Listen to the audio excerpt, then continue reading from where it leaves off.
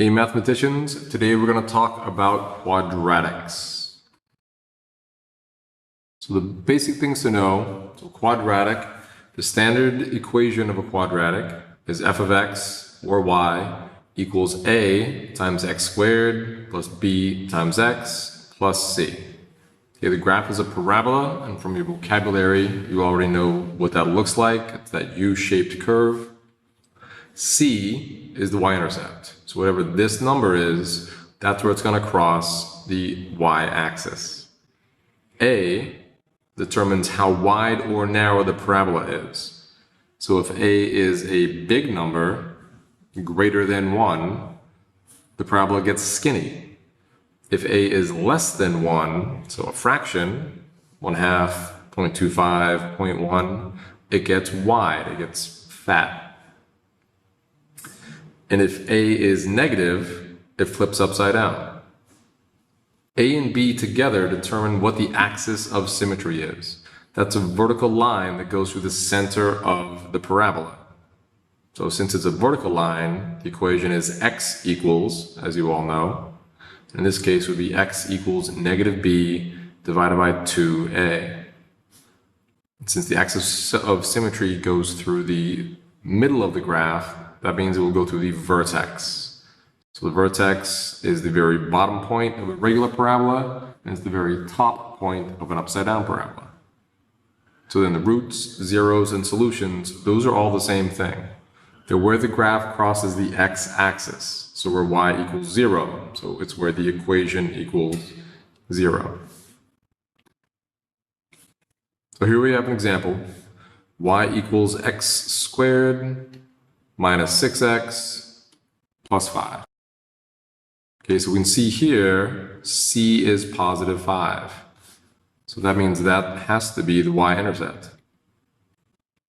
And we look at the graph, 1, 2, 3, 4, 5.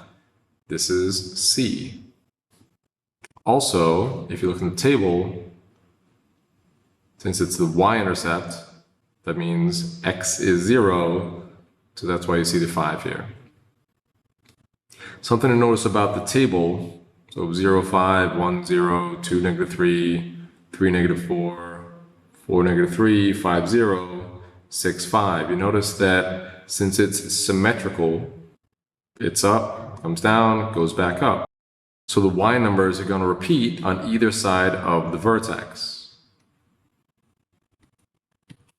Since a is 1,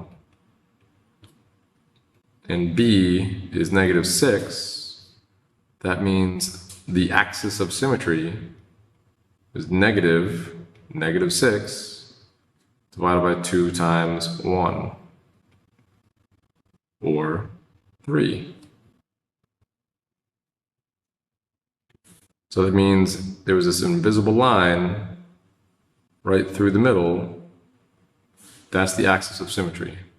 That means the graph is the same on the left and the right, and it goes through the vertex. So 3, negative 4, all they did is plug in 3 for x. So 3 squared minus 6 times 3 plus 5. So 9 minus 18 plus 5 gave you negative 4. So that's how you find the vertex, right there. So the zeros, these would be the solutions or the roots to the equation. So where y is 0,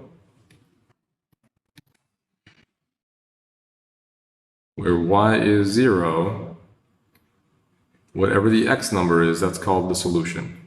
In this case, it's going to be 1 and 5. So at 1, 0 and 5, 0, if we solve this, that's what we're going to use. So if we put in 1 minus 6 plus 5 is 0. Put in 5 for x in both places, you get 25 minus 30 plus 5 is back to 0. And we're going to come up with several methods to solve this. The easiest one, obviously, is graphing it. Graph it. Where does it hit the x-axis? That's the solution. We're also going to go over the quadratic formula and factoring and completing the square if we have time.